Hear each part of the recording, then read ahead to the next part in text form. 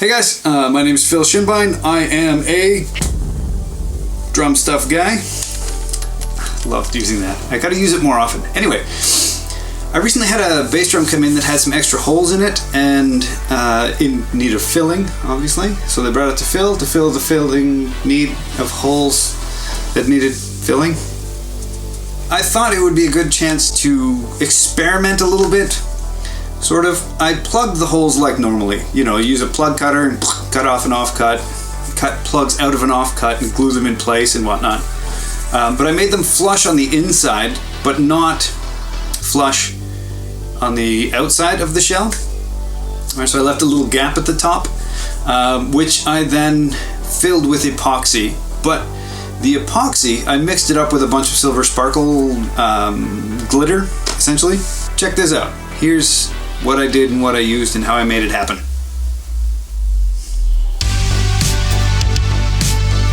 First, I started by painting the bottom of the, inserts or whatever, gray, so like an undercoat, right?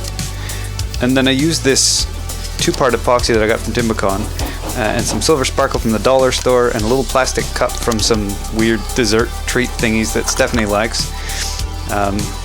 So I mixed, like you're supposed to, equal parts resin and hardener. When we get there, there we go.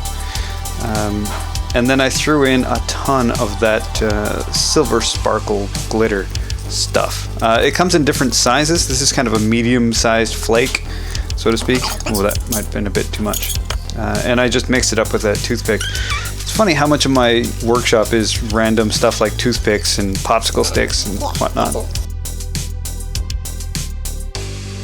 Once I had it ready to go, all mixed up, I just blooped some into the holes here. Making sure that it was fully in there, like it was, more than entirely necessary, really, to be honest. And then I came back and kind of smoothed it out a little bit, right? Getting in and around the edges there. There's a bit of blowout. I didn't drill the original holes, I'm just filling them.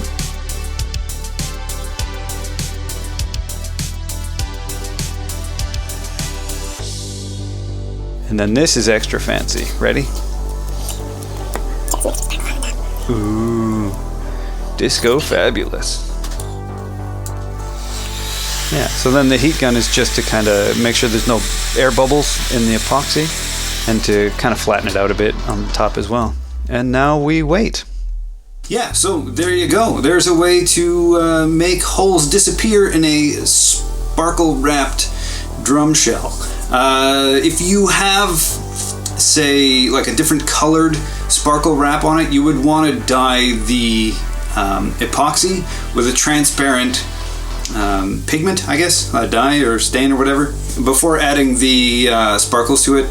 I've found that using different colored glitter doesn't work as well as actually dyeing the medium does and using just the same silver sparkles as everything else.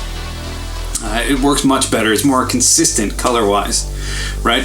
Because every piece of glitter is only colored on one side. It's usually still silver on the other side.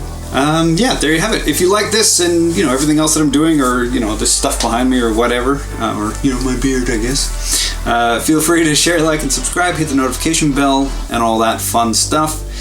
And do me a favor, actually, go and check out my new secondary channel, the Gradually Wizardly channel, wherein I do everything that's not drum stuff. I'll see you guys when I see you.